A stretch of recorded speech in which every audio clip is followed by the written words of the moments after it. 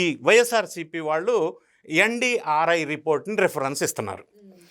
National Dairy Research Institute. ఇది NDDB కంటే చిన్న స్థాయిలో గుజరాత్లో ఒకటి ఉంది మెయిన్, బెంగళూరులో ఒక ల్యాబ్ ఉంది. వీళ్ళకి కూడా పంపిస్తే వీళ్ళ రిపోర్ట్లో ఏమి ఇచ్చారంటే 10% కంటే తక్కువ జంతు అవశేషాలు ఉంటే మేము డిటెక్ట్ చేయలేము. అంటే వాళ్ళ దగ్గర ఉన్న ల్యాబొరేటరీలో గ్యాస్ క్రోమటోగ్రాఫ్ లాంటి ఎక్విప్మెంట్, అధునాతనమైన ఎక్విప్మెంట్ లేదు.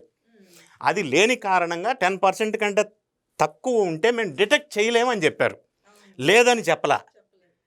తర్వాత సిట్ వాళ్ళు క్లీన్ చిట్ ఇచ్చారు అంటున్నారు వైఎస్ఆర్సీపీ. క్లీన్ చిట్ ఎక్కడిచ్చారు, ఎప్పుడు ఇచ్చారు? వాళ్ళు సబ్మిట్ చేసిన ఛార్జ్ షీట్లో 35వ పేజీలో స్పష్టంగా ఇచ్చారు కల్తీ జరిగింది, జంతువుల అవశేషాలు ఉన్నాయని.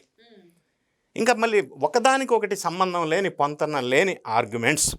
ఇంకొక పాయింట్ మనం చూద్దాం. ఇది సిట్ వాళ్ళు సబ్మిట్ చేసింది, తేల్చింది, అందరికీ అర్థమైంది, యాక్సెప్ట్ చేసింది, కల్తీ జరిగింది. అందులో ఎవరెవరు అక్యూజ్డ్ ఉన్నారు, పాత్రదారులు ఎవరు, మనీ ఎక్కడి నుంచి ఎక్కడికి ఎంత వెళ్ళింది, విదేశాలకు కూడా హవాలా రూపంలో మనీ వెళ్ళింది, ఇవి ప్రైమా ఫేసీగా కన్ఫర్మ్ చేశారు. అంతవరకు క్లియర్. కాకపోతే ఈ సిట్ వాళ్ళు గవర్నమెంట్కి కూడా 11 పేజీలు రికమెండేషన్ చేశారు ఏం చేయాలి అనేది. అందులో రికమెండేషన్లో భాగంగానే ఈవో సింఘాల్ని అక్కడి నుంచి తప్పించారు.